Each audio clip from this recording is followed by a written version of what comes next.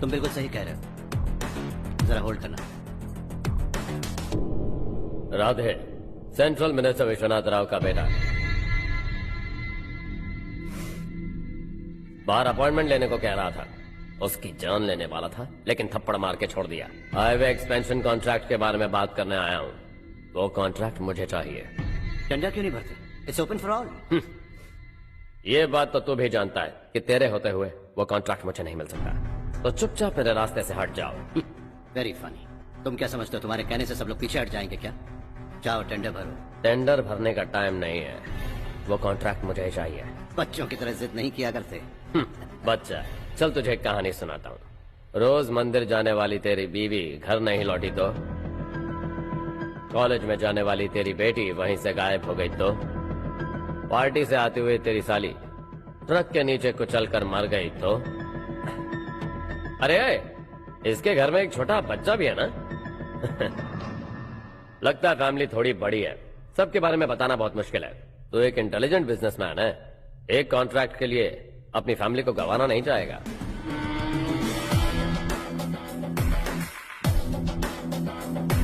ऐसी धमकियां देने वाले बहुत लोग होंगे, लेकिन मैं उनसे अलग हूँ।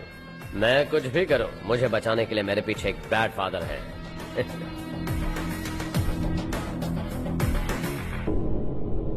असली जिंदगी को छोड़कर नकली जिंदगी जी रहे हैं ये लोग।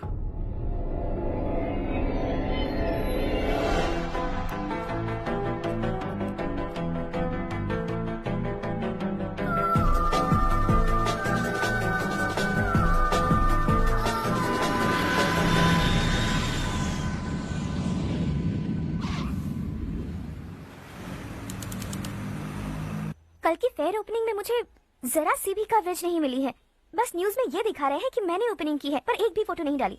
और ये पहली बार नहीं है, हर इवेंट में ऐसा ही हो रहा है। ये बिल्कुल ठीक नहीं है। कब तक हमारे बारे में कोई और लिखता रहेगा? हम अपने बारे में खुद क्यों नहीं लिखते? तुम्हारा मतलब? सोशल मीडिया, फेसबुक, ट्विटर, सिर्फ इवेंट क्या, उसमें आप जो चाहे लिख सकती है।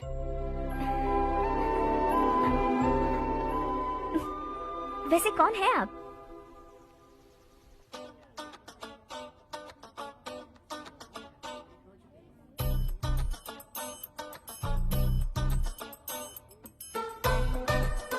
हाय। हाय। होमवर्क कर रही हो? Post graduation thesis. बस आखिरी बार मेरी तरफ से हाई कमांड से बात कर लीजिए। अगर मेरी मिनिस्ट्री चली गई तो पूरे स्टेट में मेरी इज्जत मिट्टी में मिल जाएगी। हाँ हाँ प्लीज सर, प्लीज सर।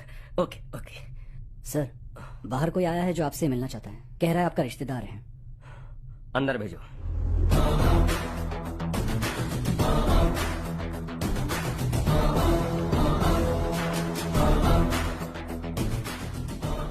कौन हो तुम? हर्ष। आपको नहीं पता मैं कौन हूं, पर अगर आपको जानता हूं ऐसा नहीं कहता तो अंदर आने नहीं देते। किसी कॉन्ट्रैक्ट के मामले में आपका बेटा मेरे डैड के पास आया था। धमकी देने लगा कि वो टेंडर उसे चाहिए और डैड को हटने के लिए कहा। उसने ये भी कहा कि नहीं हटे तो फैमिली को खतरा है। टेंडर और बिजनेस के बीच अगर फैमिली को लाया तो मैं उसके थोबड़े का नक्शा बदल दूंगा। बिजनेस में फैमिली बीच में नहीं आनी चाहिए।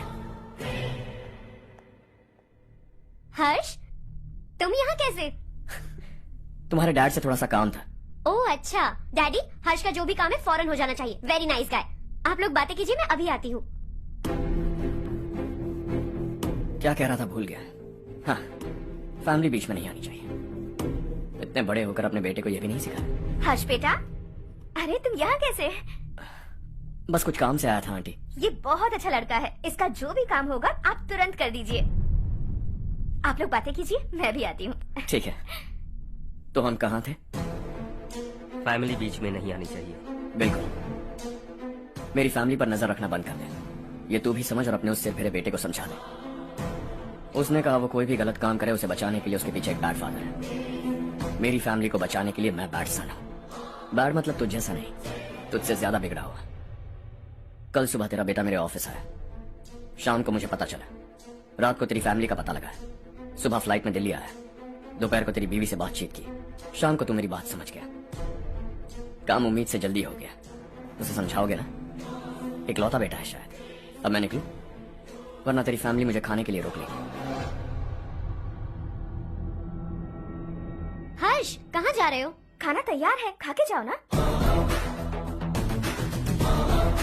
फ्लाइट के लिए देर हो रही है, अगली बार खाना खा के जाऊंगा।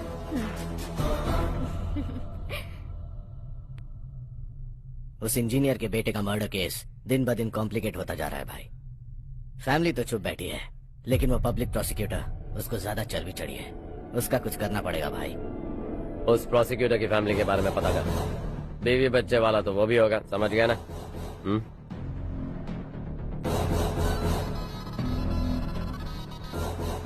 जी भैया। किसी कॉन्ट्रैक्ट के मामले में हाल ही में किसी को धमकी दी थी तूने? हाँ भाई, हाईवे एक्सपेंशन कॉन्ट्रैक्ट, उसको लेकर राधे भाई ने किसी को धमकी दी थी। तूने जिसे धमकी दी, याद रखना उसका एक बेटा भी है, और वो किसी मिसाइल से कम नहीं। सरेआम दिल्ली आकर मेरे ही घर में घुसकर मुझे ही धमकी देकर गया वो। राधे को कुछ मत बताना, ये तुम खुद ही हैंडल करना। ठीक है भाई, मैं उससे निपट लूंगा।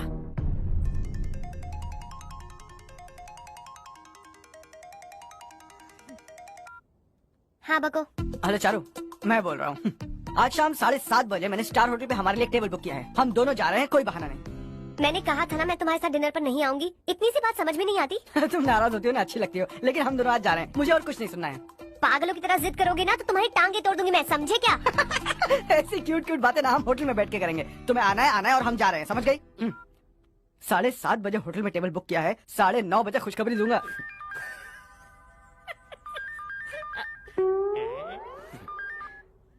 हेलो। हाय हर्ष, कल शाम को मेरे रूममेट की शादी है यही शहर में। उसने कहा है तुम्हें लाने को, वरना वो शादी नहीं करेगी। मैं तो उसे जानता तक नहीं। You carry on. मुझे तो जानते हो ना, हम दोनों साथ में जाएंगे। मुझे थोड़ा अजीब लगेगा। कुछ अजीब नहीं लगेगा। तुम मुझे 8 बजे पिक करोगे और हम लोग साथ में जाएंगे जाएंगे जाएंगे। क्या बात है, तुझे भी किसी ने डिनर पे बुलाया क्या? जा जा।